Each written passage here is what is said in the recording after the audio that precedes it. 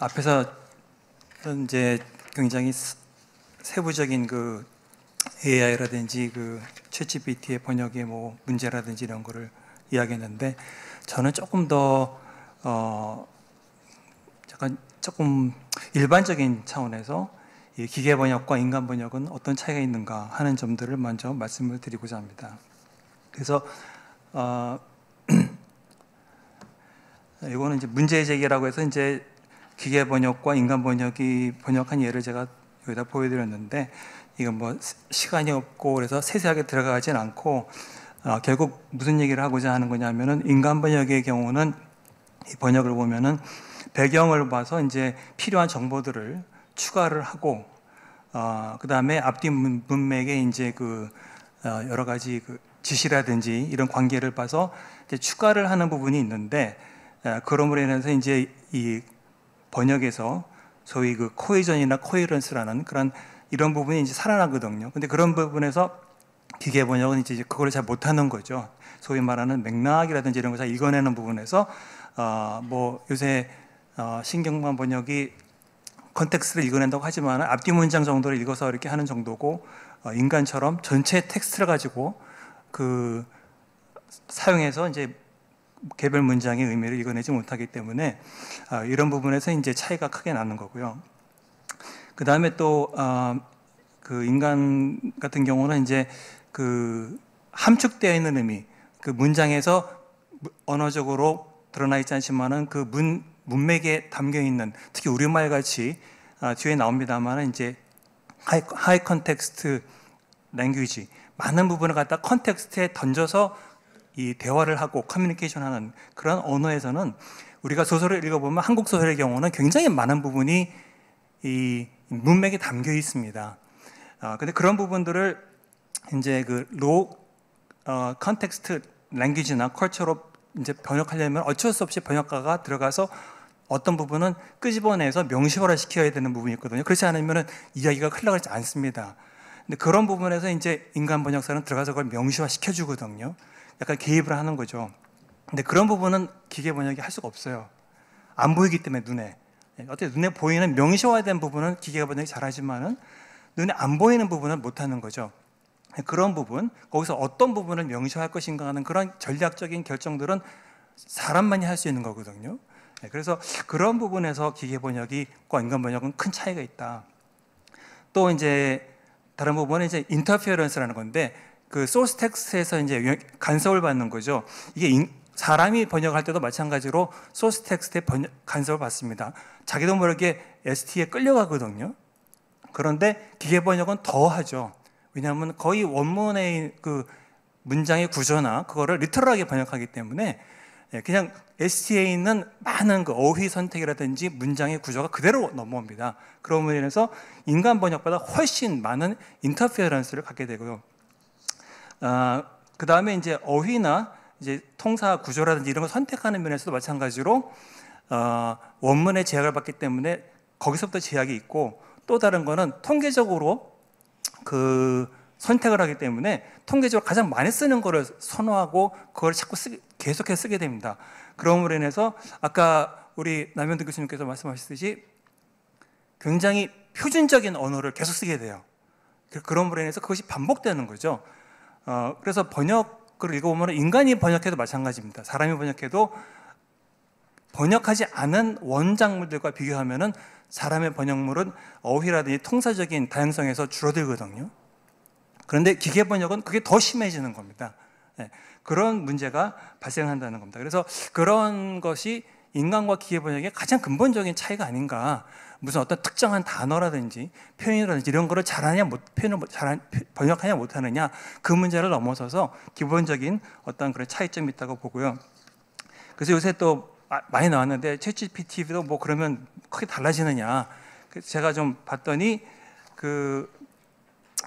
이런 이제 이걸 좀 프롬프트를 몇 가지 바꿔서 했더니 좀 바뀌어요. 바뀌긴 바뀌었는데 그 결과를 보면은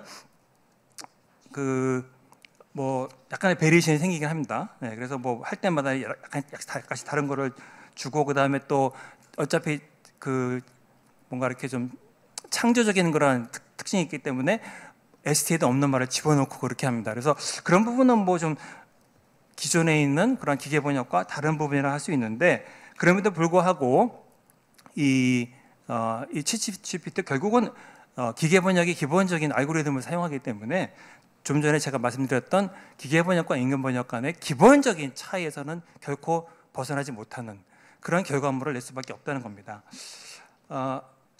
그래서 뭐 역시 마찬가지로 이런 식의 그 사람처럼 아까 말씀드렸습니다만 이제 문맥을 보고 함축된 의미를 읽어내서 명시화시키고 또는 필요한 우리 이제 원작의 독자들과 그 다음에 번역물 도착어의 독자들 간의 어떤 지식이라든지 배경 지식의 간극을 메워주는 그런 식의 이제 내용을 첨가하는 뭐 이런 식의 작업은 기계 번역이 하기가 좀 어렵지 않는가 이렇게 생각을 하는 거죠. 그래서 이 부분을 조금 더 자세하게 설명드린 거고요. 그래서 이런 제가 시간이 없기 때문에 연기가 넘어가겠습니다. 그래서 이거는 바로 그 인간이 볼 때 필요한 경우 이제 그런 정보를 첨가하고 또는 내용을 명시화한다 그런 얘기고요. 그래서 이거는 연구가 2020년에 돼 있었는데 보니까 이제 탄소 포집이나 저장에 관한 영문 보고서를 독일어로 번역하는데 이제 HT 인간 번역과 기계 번역을 비교해 봤는데 보니까 그래서 얼마나 많은 정보를 필요한 정보를 삽입하고 또는 그 명시화하는가를 봤는데 역시 기계 번역은 인간 번역에 비해서 상당히 떨어진다. 그러므로 인해서 번역물이 이 어떤 그 글의 흐름이라든지 그런 면에서 굉장히 떨어지는 그런 결과물이 나왔다는 겁니다. 그리고 이게 굉장히 중요한 부분이고 사실 중요한 부분인데요. 이 표준화 또는 약간 전문적인 말로 레벨링 아웃이라고 그러는데 이거는 이제 우리가 통계 언어로 이제 인구라든지 어떤 집단을 통계로 이렇게 처리해 보면은 이제 베리어션이라는 게 있어요. 다시 말해 표준에서 항상 벗어나는 부분이 있잖아요. 이것이 사람들이 일반적으로 저작한 그런 뭐 소설이라든지 이런 걸 갖다 놓고선 통계를 돌려보면은 굉장히 베리에이션이 심합니다. 다시 말하면 개인 간의 편차가 많다는 얘기죠. 그래서 중간 평균값이 있더라도 거기서 벗어나는 이 거리가 굉장히 넓은데 이 번역은 사람이 번역한 것도 마찬가지지만 번역을 한 거를 보면은요 이 줄어들어요. 다시 말하면 다양성이 줄어드는 거죠. 네. 그런데 기계 번역은 더 심해지는 겁니다. 그래서 이 점점 갈수록 굉장히 획일화된 그러한 결과물들이 나온다는 얘기죠. 이것을 이제 스탠다이제이션, 표준화라고 그러기도 하고, 뭐 호모나이제이션, 균준화라고 그러기도 하는데요. 그래서 이런 것에 관한 연구들을 이건 제가 해봤던 연구인데요. 그래서 이 사람들이 한 이제 문학 작품과 그다음에 그거를 이제 구글과 파파고와 그다음에 빙이라는 그런 기계 번역에 넣어가지고선 가장 많이 사용되는 단어 제가 기억 안 나는데 500개인가 그랬던 것 같은데 그걸 가지고선 빈도수를 가지고선 분포를 가지고 통계 분석을 한 겁니다. 그래서 이거를 이제 그 통계로 해서 이렇게 표로 만들어 봤더니 맨 위에 있는 것이 이제 사람이고요, 인간 번역이고요. 밑에 이제 뭉쳐져 있는 6개로 뭉쳐져 있는 것이 기계 번역인데 보면은 그 기계 번역과 사람 번역 간에 이렇게 상관되어 있는 그런 어휘를 보면은 말이죠. 사람의 번역의 경우에는 뭐 전치사들이나 또는 뭐 주동사, 대명사 같이 주로 of, him 당연히 많이 발생하는 그런 어휘들과 연관되어 있는데 그에 반해서 기계 번역에서 특징적으로 나타나는 것은 they, house, get, man, know, has 다시 말하면 내용어가 있는 그러한 단어들이 기계 번역과 연관되어 있습니다. 이것은 무슨 말이냐면은 기계 번역어는 어떤 특정한 내용을 계속 반복해서 사용한다는 거예요. 그럼으로 인해서 이 빈도수가 높아지는 거죠. 그에 반해서 똑같은 작품인데 인간 번역에서는 이런 단어들이 바뀌는 거예요. 문맥에 따라서 선택이 달라지는 겁니다. 꼭 이런 단어로 표현 안 할 수도 있어요. 다르게 표현할 수도 있거든요. 그러니까 굉장히 그 표현의 다양성이 넓기 때문에 안 잡히는 거예요. 통계적으로. 근데 기계 번역에서 잡히는 거죠. 그래서 이런 단어들이 계속 이런 식 작품들이 계속 번역되고 유통되고 다시 그러한 결과물이 다시 기계 번역을 훈련시키는 그런 물로 들어간다면은 결국은 기계 번역은 계속해서 점점 더 표준화된, 균질화된 그런 번역물을 낼 수밖에 없다는 얘기입니다. 그래서 그런 부분이 아까 남 교수님께 말씀하셨듯이 기계 번역이 갖고 있는 가장 큰 문제가 아닌가. 만약에 그것이 인간의 언어 사용까지 영향을 미친다면은 인간 언어의 다양성을 창조성을 파괴하는 그러한 문제가 발생하지 않을까 하는 생각을 하고 있습니다. 마찬가지로 여기도 보면은 이건 이제 2g이라 그러는데요. 두 개의 연속된 단어들이 갖고 있는 그런 패턴을 말합니다. 이런 패턴들을 얼마나 기계 번역과 인간 번역을 비교했을 때 누가 많이 쓰는가를 봤거든요. 그랬더니 보니까 맨 밑에 있는 것이 이제 인간 번역인데 거기에는 거의 없어요. 이런 2g이 이렇게 주위에 이렇게 있는 게 거의 없는데 위에 있는 기계 번역기에 대해 거기에 몰려 있거든요. 이런 2g들이. 다시 말하면 기계 번역은 이런 식의 상투적인 이런 것들을 계속 쓴다는 거예요. 활용을 계속하기 때문에 결국은 그런 것들이 기계 번역의 특징적인 것으로 나타나는 거죠. 바로 이런 부분은 사실 뭐 정보를 갖다가 우리가 그냥 단순하게 이해하고 또는 소통하려는 그런 용도로 기계 번역을 사용하는 데는 문제는 없지만은, 그러나 문학 작품처럼 창조적이고 창의적인 그러한 언어 활동 분야에서는 굉장히 어떻게 보면 위협을 가하는 그런 요소가 아닌가 이렇게 저는 생각합니다. 그리고 마지막으로 그 다음에는 이제 그 기계 번역과 인간 번역의 차이점을 보여주는 마지막 부분이 바로 ST의 영향인데요. 소스 랭귀지에서 이제 이 간섭을 받는 건데, 이것도 보면은요, 여기에 나와 있듯이 이 기계 번역은 다양한 전략을 사용하지 못한다. 다양한 전략을 사용해서 여러 가지 다양한 효과를 발생하지 못하는 그거는 왜냐하면은 ST의 어휘 선택과 문장 구조를 쫓아가기 때문이다. 이런 연구들이 있습니다. 그래서 이것도 마찬가지로 기계 번역이 갖고 있는 문제점이다. 뭐 인간 번역도 마찬가지입니다. 그런 특징이 있는데 기계 번역은 그것을 더 이제 악화시킨다 그럴까요? 뭐 그런 부분이죠. 그래서 결론적으로 보면 이런 문제가 발생하는 겁니다. 기계 번역 툴이라는 것이 있거든요. 인간도 인간 번역 툴가 있는데 번역 툴가 있는데 이거를 더 악화시키는 쪽으로 결과물이 나오는 것이 기계 번역 툴입니다.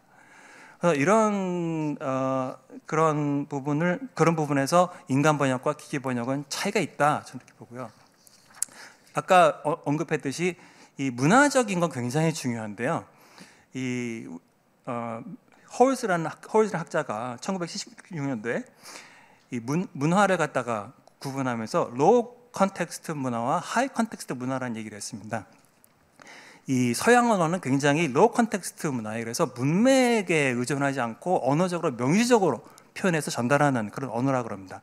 그에 반해서 한국어, 일어, 중국어, 아랍어 같은 것은 굉장히 하이 컨텍스트 랭귀지라고 해서 우리가 전달하고자 하는 내용들을 상당 부분을 그냥 컨텍스트 남겨놓고 말로 안 해요.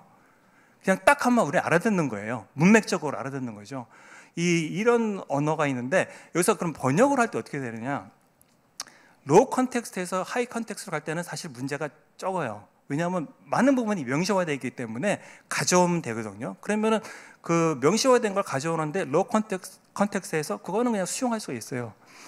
다시 말하면 영어에서 한국어로 번역되는 부분들은 굉장히 잘 나오잖아요. 기계 번역이. 네. 그게 왜냐하면은 명시화가 잘 되어 있다는 거예요. 논리적으로도 그렇고. 그렇기 때문에 번역을 해놓으면 우리가 잘 이해할 수 있습니다. 그런데 한국어나 일본어에서 영어로 가는 부분, 굉장히 문제가 요새 계속 많잖아요. 그게 왜냐하면은 컨텍스트에 담겨 있는 정보가 굉장히 많은 거예요. 네. 근데 그런 정보들을 인간 번역사를 알거든요. 읽어보면 알아요. 뭐가 빠져 있는지, 거기 어떤 부분이 맥락에 담겨져 있는지.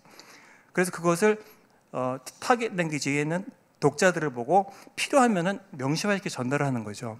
그게 인간 번역사의 능력이거든요. 근데 기계 번역은 그걸 못 본다는 얘기죠. 왜냐하면 맥락에 담겨 있기 때문에 눈에 안 보이기 때문에 그걸 잡아낼 수가 없다는 거예요. 그래서 앞으로 기계 번역이 발전을 할 때 아마 여기 기계 번역에서 오신 분도 아마 그렇게 이해하실 겁니다. 한국어에서 외국어로 가는 것이 굉장히 어려울 겁니다. 계속해서 어려울 거라 저는 보는데요. 바로 이 부분에서 굉장히 풀기 어려운 그런 난제들이 있지 않을까 저는 생각을 합니다. 그리고 또 하나, 번역은 의사결정 과정으로 볼 수가 있거든요. 단순하게 치환의 관계가 아니라 의사결정의 관계로 보는데요. 이 윌스라는 학자가 이 번역을 의사결정 과정이라고 처음 명시한 그런 학자인데요. 인간은 의사결정을 할 때 굉장히 많은 요소들을 동시에 갖고 와서 직관적으로 판단합니다. 그에 반해서 기계 번역은 순차적으로 입력되고 그 앞뒤 전후 맥락을 보면서 그 다음 거를 선택해 나가거든요. 이제 그런 과정의 차이가 결국은 결과물의 차이를 만들어낼 수밖에 없다고 저는 생각합니다. 아무리 결과물을 보고 겉으로 보기에는 비슷해 보이더라도 궁극적으로 밑에 깔려있는 과정이 다른데 결과물이 같아질 수 있다고 말하는 것은 저는 어폐가 있다고 생각해요. 어딘가는 다 차이가 날 수밖에 없어요. 눈에는 안 보이더라도 차이가 날 수밖에 없는 겁니다. 아까 봤듯이 통계로 보면 눈에 드러나잖아요. 그런 식으로 차이가 날 수밖에 없는데, 그러한 사람이 번역할 때 거기에 투입되는 정보를 보면 이런 게 있습니다. 인간의 인지적인 사고 능력이 있어요. 어떤 논리적인 사고, 그 다음에 함축된 의미를 이어내는 사고 등등 굉장히 인지적인 사고 체계가 있고요. 이거는 컴퓨터에서 보면은 그 CPU에 해당하겠죠. 그 다음에 태스크 스페시피케이션이라는 게 있어요. 다시 말하면 인간은 번역할 때 무엇을 위한 목적의 번역인가, 어디에 사용되는가, 대상 독자는 누구인가, 이런 것을 보고선 거기에 맞춰서 번역을 합니다. 그런데 물론 앞으로 기계 번역도 거기에 맞춰서 입력을 하고 트레이닝 시키면 할 수 있겠죠. 그렇지만은 인간 번역만큼 그거를 상세하게 조정하고 이렇게 할 수 없을 거라고 저는 보고요. 그 다음에 언어적인 부분, 이거는 이제 기계 번역이 굉장히 강점을 갖고 있는 것처럼 보입니다. 왜냐하면은 우리가 사람이 번역할 때도 사실은 그 문장은 우리가 만들어내는 게 아니잖아요. 어디선가 우리가 보고 배운 거거든요. 익혔던 거거든요. 그리고 우리 재사용하는 겁니다.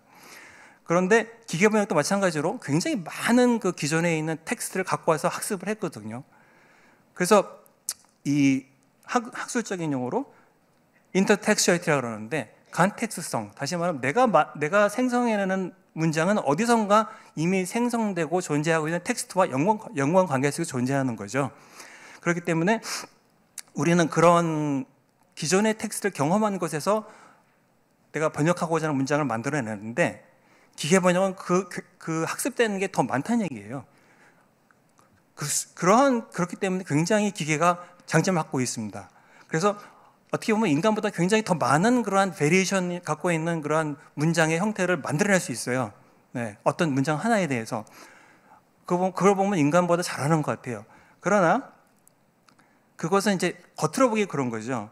왜냐하면은 그 중에서 어떤 거를 선택하느냐, 선택의 문제로 가면은 굉장히 어려워집니다. 왜냐하면 인간은 선택을 할 때 여러 가지 다양한 버전에서 그 주변에 있는 맥락과 코텍스트라고 그러죠. 텍스트 내에 있는 여러 가지 그냥 일반적인 앞뒤의 문장뿐만 아니라 문단, 텍스트 전체에서 있는 그러한 맥락을 보고 선택을 하거든요. 그 선택에서 인간은 그렇게 선택하는데 기계는 그런 선택을 하기가 어려운 거예요. 여러 가지 베리에이션을 만들어내지만 어느 것이 적합하다고 판단하는 부분에서 인간은 직관적으로 판단하는데 기계는 그걸 산술적으로 판단해야 되거든요. 그렇기 때문에 거기서 기계 번역과 인간 번역의 근본적인 차이가 있다. 그 다음에 또 인간은 번역할 때 텍스트 타입, 텍스트 유형 이런 걸 보고 판단합니다. 거기에는 텍스트 유형도 있고요. 그래서 이것이 정보형 텍스트인가, 어떤 감정을 표현하는 텍스트인가, 뭐 오디오 텍스트인가, 이걸 보고 거기에 맞추고 또 장르를 보거든요. 시인가, 연극인가, 보고서인가, 강연인가, 설교인가, 광고인가. 그 다음에 사용력, 요거는 시츄에이션인데 밑에 있는 거지만 이것이 뭐 기업 회의 상황인가, 친구들끼리 잡담하는 건가, 그 다음에 무슨 뭐 회식하는 때 나오는 건가, 법전 논쟁인가, 그런 상황에 따라서 거기에 적절한 사용력을 찾아서 우리 인간은 번역을 하게 되어 있습니다.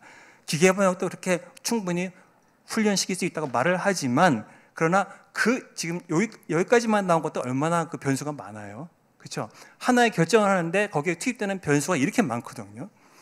그 많은 걸 인간은 한 번에 직관적으로 판단해내는데 이거를 컴퓨터가 하려면 막 굉장히 많은 파워가 들어갈 겁니다. 굉장히 많은 이 결정 하나 하는데 엄청난 그 컴퓨팅 파워가 들어갈 겁니다. 그거는 돈으로 볼 때도 엄청난 거죠. 에너지 투입된 에너지로 볼 때 엄청난 거고. 그렇기 때문에 비효율적이에요. 인간보다 굉장히 비효율적인 겁니다. 사용되는 자원에 있어서. 그 다음에 개인어, 이것도 문제예요. 문학 번역에서는요, 많은 인물이 등장하잖아요. 네, 등장 인물들마다 사용하는 언어가 달라요. 작가가 그렇게 쓰거든요. 네, 다 차이가 나게. 할아버지냐, 할머니냐, 아이냐, 또 이들 간에 어떤 관계냐, 갈등 관계냐, 좋은 관계냐, 그렇잖아요. 네. 또 상황에 따라서 이게 무슨 뭐 서로 칭찬하는 상황이냐, 아니면 서로 뭐 반박하는 상황이냐, 여기에 따라서 개인 언어가 달라집니다. 상황마다 달라져요. 그 컨텍스트가 계속 바뀌고 상황이 바뀌는데 이거를 인간은 다 잡아내거든요. 텍스트 처음부터 끝까지 다 추적해가면서 그 순간순간적 결정을 하면서 번역을 해냅니다. 인간의 장점이에요. 기계가 따라오는 부분이죠. 근데 기계 번역은 할 수가 없어요, 절대. 텍스트 앞에서 끝까지 모든 인물들이 말하는 거를 추적하면서 상황에 맞춰서 그걸 파인 튜닝하면서 적절한 대안어를 제시한다? 물론 이론적으로는 가능하겠죠. 그렇지만은 그것은 제가 볼 때는 상당히 어려울 거라고 봅니다. 그렇기 때문에 이런 부분에 있어서 결국 인간과 기계 번역이 근본적인 차이점이 있지 않은가 생각을 합니다.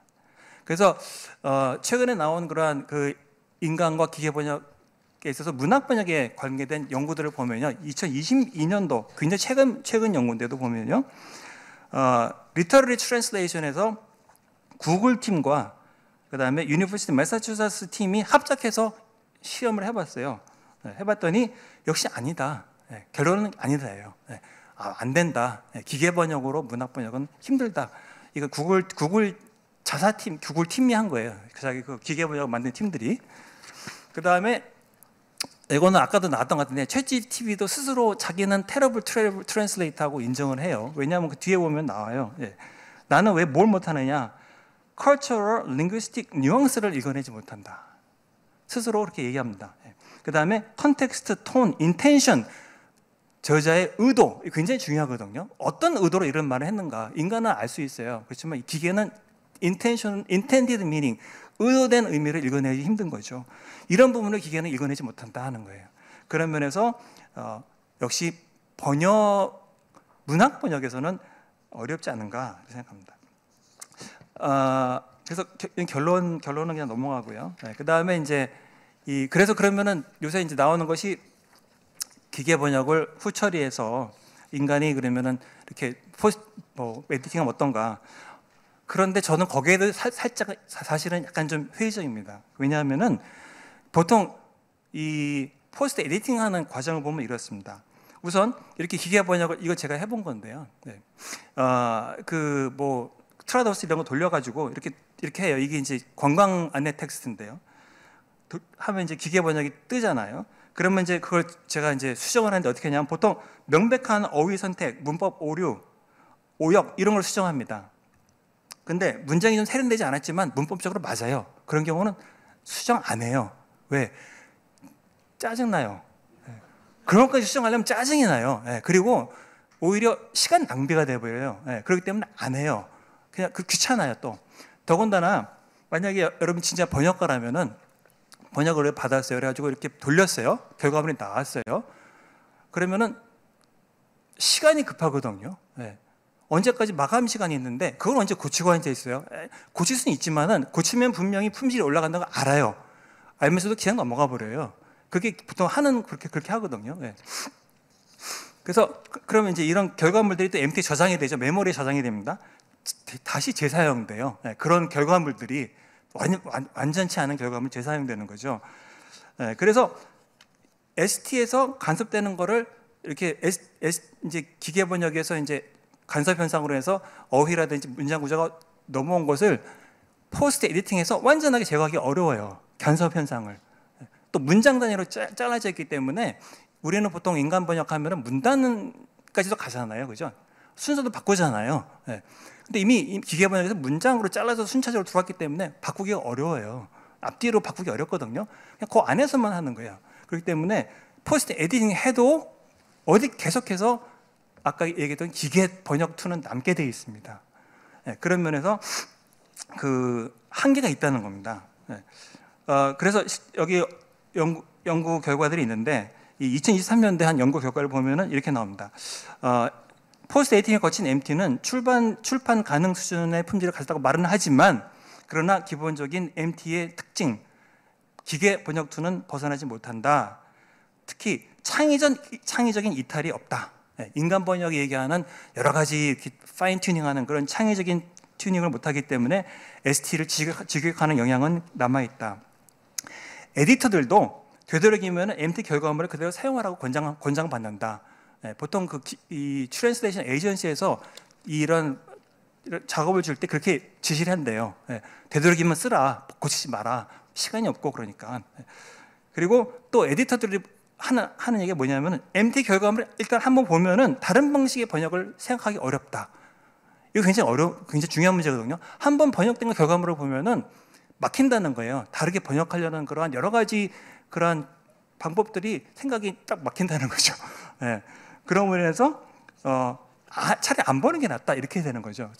그런 이제 여기 나와 있습니다. 그래서 그런 얘기가 나오고 그다음에 그렇다면 인간 번역과 챗GPT의 교정 모델은 어떤가? 이게 많이 나왔기 때문에 이건 제가 뭐 길게 얘기하지 않겠습니다만은 이거는 이제 앞에서 이제 처음 보여드렸던 텍스트를 갖다 기계 번역에다가 챗GPT에다가 이제 교정을 시켜봤어요. 그랬더니 어떻게 교정했는가 봤더니 이렇게 맨 밑에 보면은요 바꾼 부분이 있는데 어떻게 바꿨냐면 격식체로 바꿔놨어요. 딱딱한 격식체로 바꿔놨거든요. 이거는 그 학술 서적이나 산문에서 쓰는 문체예요. 근데 이 번역가는 문학적인 어떤 그러한 예술성을 가지고 번역하겠다고 번역을 했는데 이거를 굉장히 딱딱한 문체로 바꿔버렸거든요. 왜냐하면은 챗GPT를 훈련시켰던 그 트레이너들이 그런 문체를 선호하는 거예요. 그런 문체를 선호하게끔 학습을 시킨 겁니다. 그래서 그거를 계속 그쪽으로 가요. 그리고 이거는 이제 특히 아까 우리 이희영 교수님께서 아마 얘기하시는 것 같은데 이 부분은 이제 뭐 나무들이 비틀어 서면이라는 그런 작품을 번역한 건데 이 번역을 한 그 번역자가 굉장히 창의적으로 번역을 했어요. 그래서 보면은 우리말의 이렇게 완성된 문장을 완성되지 않은 명사구라든지 이런 거로 바꿔가지고선 굉장히 긴장된 그런 느낌으로 가는 그러한 번역으로 바꿔놨습니다. 그래서 이렇게 전치사구나 명사구를 미완성 문장으로 바꿔서 짧은 흐름으로 이어지게끔 역동적으로 이제 바꿔놨거든요. 그런데 그걸 갖다가 챗GPT한테 이제 교정을 시켰더니 어떻게 되냐면은 전부 다 완성된 문자를 바꿔버렸거든요. 그러면서 간결한 표현이 장황한 표현으로 바뀌어버렸고 또 비격식체, 소설 번역하면 아시겠습니다만은 비격식체를 잘 사용해야 되거든요. 어떤 때는 은어도 사용해야 되고 어떤 때는 속어도 사용해야 되고 그런데 이런 걸 전부 그냥 표준적인 언어 그 다음에 격식체적인 언어로 바꿔놓는 거예요. 그러므로 인해서 굉장히 딱딱해집니다, 문체가. 그리고 멋대로 임의적으로 상황에다 또 집어넣어요. 이렇게 하면 멋있을 거다 생각하고 또 막 집어넣습니다. 추가적으로 그런 부분이 있습니다. 그래서 보면은 원문에서 번역자가 굉장히 잘 번역해 놓았던 역동성이 있고 빠른 호흡에서는 긴장감, 흡입력 이런 것들이 사라져버리고 마치 산문을 읽는 듯한 느낌. 근데 이러 갔다가 이제 제가 앞에 이거를 하면서 챗GPT한테 문학적인 스타일로 하라고 그랬거든요. 제가 프롬프트 그래 집어넣었어요. 그랬더니 이것이 문학적인 거라고 저한테 준 거예요. 이거를. 그렇기 때문에 이거를 문학적으로 보고 있다는 거는 아니잖아요, 그죠? 우리 인간 번역사가 볼 때 이건 아니거든요. 그래서 역시 챗GPT를 활용해서 문학에다가 사용하는 것도 상당히 위험성이 있다고 저는 봐요. 왜냐하면 아주 일관된 한 방향으로 끌고 가고 있어요. 번역을 갖다가. 그렇기 때문에 아무리 프롬프트를 잘 줘도 결과물은 한 방향으로 간다. 이 트레이너들이 훈련시킨 방향으로 계속 끌고 간다는 거예요. 그래서 그냥 결론적으로는 이 챗GPT도 사람이 그냥 이렇게 여러 가지 버전을 좀 이렇게 제시받고 좀 검토하고 참고하는 정도로 절대 거기에 의존할 건 아니다 이렇게 생각합니다. 결론적으로는 이거 갖다가 그러면 번역 교육에 활용할 때 어떻게 하겠냐. 그래서 결국 제가 번역 교육이라는 제목을 받으면서 긍정적인 말을 해야 될 것처럼 제가 압력을 받았어요. 사실은 이걸 뭔가 긍정적으로 얘기해야 되는데 압력을 받았는데 아무리 해도 잘 긍정적인 말이 잘 안 나오는 거예요. 네, 그래서 결국은 이제 제 결론은 뭐냐면은 한계를 알아야 된다. 네, 기계 번역의 한계를 명확히 알아야 된다. 우리 인간 번역사가 기계 번역과 대칭되는 그러한 개념으로 돼서는 안 된다는 거 저는 그렇게 생각합니다. 그래서 우선 우리가 기계 번역의 한계를 명확히 알아야 되고, 그래서 이것이 사용될 수 있는 그런 분야를 잘 알아야 된다는 거. 예를 들어서 뭐 정보형 텍스트, 뭐 법률, 뭐 기계 무슨 뭐 매뉴얼 이런 데서는 뭐 맥락이나 이런 게 없으니까 뭐 번역해서 사용하는 거 별 문제가 안 되는 경우, 또 뭐 시간적으로 비용적으로 굉장히 그런 것이 중요한 번역 이런 데서는 사용되겠죠 앞으로. 그럼 말릴 수도 없잖아요. 사회에서 사용하는 거를 뭐 계속 사용될 거고요. 그거는 그대로 가야 되고, 그래서 만약에 번역을 가르치는 학교라면은 거기에 적응할 수밖에 없습니다. 학생들을 거기에 적응하도록 가르칠 수밖에 없어요. 그런데 그렇게 가르치더라도 학생들한테 이런 한계는 분명히 알려줘야 된다는 거예요. 왜냐하면은 안 그러면은 기계 번역에 맹목적으로 의존하게 되어 있습니다. 끌려가게 되어 있거든요. 그러다 보면은 사람이 기계 번역에 지배를 받고 나중에 가게 되면 기계 번역 언어를 사람이 채용해서 기계 번역화되는 그런 상황까지 가지 않을까. 그래서 그런 점에서 볼 때 저는 이 교육에 도입하더라도 어느 부분에서 효과적이다, 효용적이다 하는 것을 명확히 규정하고 학생들한테 알려야 되고, 그리고 그런 부분에서 어느 선까지 사람이 교정하고 그다음에 뭐 수정할 수 있다. 그러나 그 기대치를 갖다가 우리가 정해야 된다는 거예요. 영어로 이제 manage expectations라고 그러는데 너무 기대치를 올려놓지 말라는 거예요. 이 정도까지는 기대할 수 있다. 그러나 그 이상은 기대하지 말라. 뭐 이런 기대치를 명확히 해놓고 들어가야 되지 않느냐, 저는 이렇게 생각합니다. 그래서 앞으로 결론적으로 기계 번역 또 챗GPT가 번역 분야로 들어오는 걸 막을 수는 없다고 저도 생각하고요. 그래서 어떤 번역의 도우미까지는 저는 가능하다고 봅니다. 사람이 우리가 뭐 이게 없을 때도 사전도 썼잖아요. 동의어 사전도 썼고, 그 다음에 또 뭐 워드에서 보면은 요새 그래머리라고 그래가지고선 뭐 문법 틀리는 거 다 잡아내거든요. 이미 쓰고 있었어요. 기존에도 우리가 많은 도구들을. 그거 썼다고 해서 인간 번역한 거 아니라고 하지 않잖아요. 마찬가지로 뭐 챗GPT 써가지고선 약간의 도움을 받고 어떤 제시를 받았다 그래서 그거를 활용해서 번역했다고 해서 그걸 인간이 번역한 것이 아니라고 할 수는 없거든요. 그러나 기계 번역에 완전히 의존할 때, 챗GPT에 완전히 의존해서 번역할 때 그것은 별개의 문제가 되는 겁니다. 그래서 저는 협업까지는 아니더라도 공존하는 시대, 약간 우리가 기계 번역을 좀 도구로 활용하는 시대, 그 정도는 가고 있다. 특히 문학 번역에서는 그 정도 선에서 그치지 않을까, 저는 그렇게 생각합니다. 감사합니다.